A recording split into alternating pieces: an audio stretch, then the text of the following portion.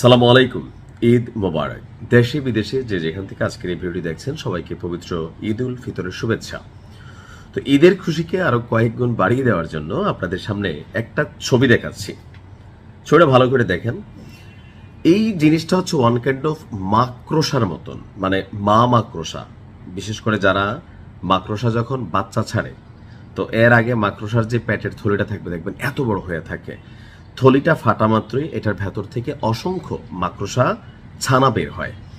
আর এই ছানাগুলা প্রত্যেকে এক একটা আলাদা জীবন্ত মাকড়সা, তাই না? তো এরকম একটা কি বলা হচ্ছে বোমা আছে। এই বোমাটাকে বলা হয় ক্লাস্টার বোমা।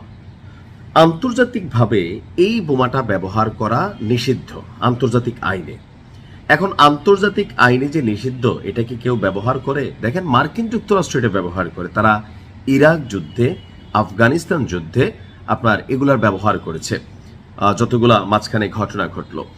এর বাহিরে এই বোমাটা ব্যবহার করার সাহস করে শুধুমাত্র রাশিয়া।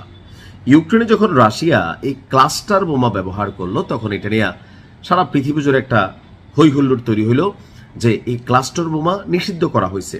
যুদ্ধের জন্য এটাকে নিষিদ্ধ, পারমাণবিক বোমার মতন। এখন কেন নিষিদ্ধ সেটা নিয়ে বলবো। তবে ইরান একমাত্র আরব রাষ্ট্র যারা এই ক্লাস্টার বোমা তৈরি করছে, এমনকি এই ক্লাস্টার বোমার ব্যবহার করছে। আর এতে প্রায় 2 শতাধিক মানুষ আহত এবং ওই পার চলে গেছে। এমনকি ভবিষ্যতে আরো শত শত মানুষ এই বোমাটার কারণে ক্ষতিগ্রস্ত হবে। এটার সিস্টেমটা কি বা কেন? এটাকে যখন তৈরি করা হয়, আকাশ থেকে এটা যখন জমিনের কাছাকাছি আসে, 2 সিস্টেমের আছে। একটা আছে জমিনের কাছাকাছি আইসা প্রযুক্তির মাধ্যমে এটা মানে কি বলা হয়, যেটা পেটটা খুইলা যায় অথবা এটা ছড়াই যায়। আর আরেকটা আছে ভূমিতে আঘাত করার পরে এটা চারদিকে ছড়িয়ে পড়ে, প্রায় ধরেন 1 কিলোমিটার 2 কিলোমিটার জোরে এটা ছড়িয়ে পড়ে। এটার ভিতরে ছোট ছোট অসংখ্য বোমা থাকে, ওই মাকড়সা মায়ের মতন। এগুলো দেখতে অনেকটা বলের মতন।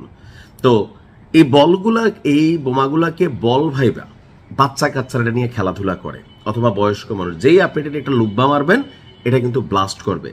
তো শিশু স্বাস্থ্যের কথা চিন্তা করে যে ক্লাস্টার বোমাটাকে দ্বিতীয় বিশ্বযুদ্ধের পর নিষিদ্ধ ঘোষণা করা হয়েছে, যেন সাধারণ পাবলিক এটা নিয়ে ব্যবহার করতে গিয়ে, যেমন বাংলাদেশে মাঝখানে দেখছেন না, দ্বিতীয় বিশ্বযুদ্ধের এক কি জানি বোম পাওয়া গেছে, এটার মধ্যে মহিলারা কাপড় কাচত বৈশা বৈশা, এরকম অনেক সময় আছে। অথবা গ্রেনেড, এটা নিয়ে বাচ্চারা খেলে বিস্ফোরিত হয়।